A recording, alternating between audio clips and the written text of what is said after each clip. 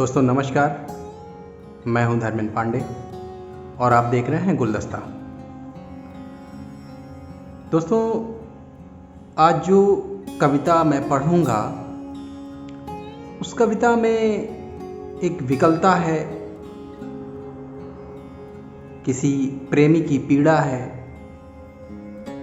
चूंकि प्रेम का सप्ताह चल रहा है, पूरी दुनिया मोहब्बत में सराबोर है।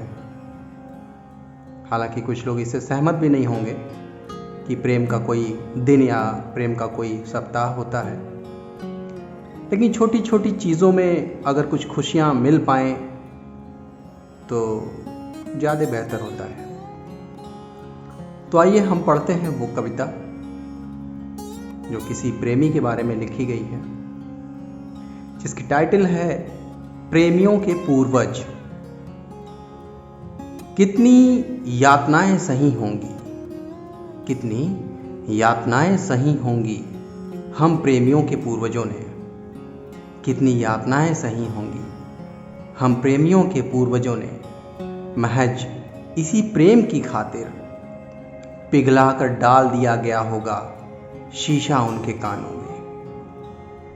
पिला दिया गया होगा विष का प्याला जिससे उनकी नसें फट जाएं। पिला दिया गया होगा विष का प्याला जिससे उनकी नसें फट जाएं। बह जाए वह सारा रक्त जिसमें प्रेम का रंग लहक रहा हो। हम प्रेमी यह कैसे भूल सकते हैं, हम प्रेमी यह कैसे भूल सकते हैं जब दो गर्म सलाखों से फोड़ दी गई थीं वो सपनों से लबालब भरी आंखें। हम प्रेमी यह कैसे भूल सकते हैं जब दो गर्म सलाखों से फोड़ दी गई थीं वो सपनों से लबालब भरी आंखें। या फिर यह बात कैसे भूली जा सकती है, या फिर यह बात कैसे भूली जा सकती है जब घुट गया था दम एक पूर्वज का दीवार में चुन दिए जाने के बाद।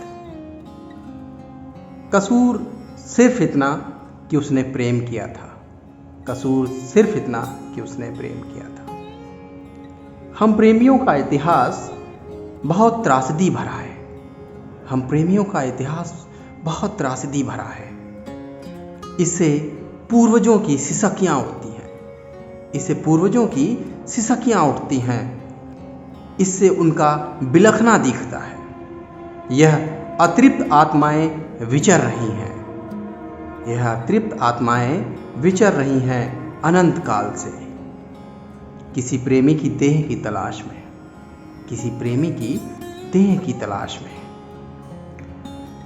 इनका तर्पण करना होगा, इनका तर्पण करना होगा, इन पूर्वजों की श्राद्ध करनी होगी, जीवित रखना होगा इनकी प्रेम कथाओं को। आखिर यह प्रेमियों के पूर्वज जो ठहरे, आखिर यह प्रेमियों के पूर्वज जो ठहरे। धन्यवाद।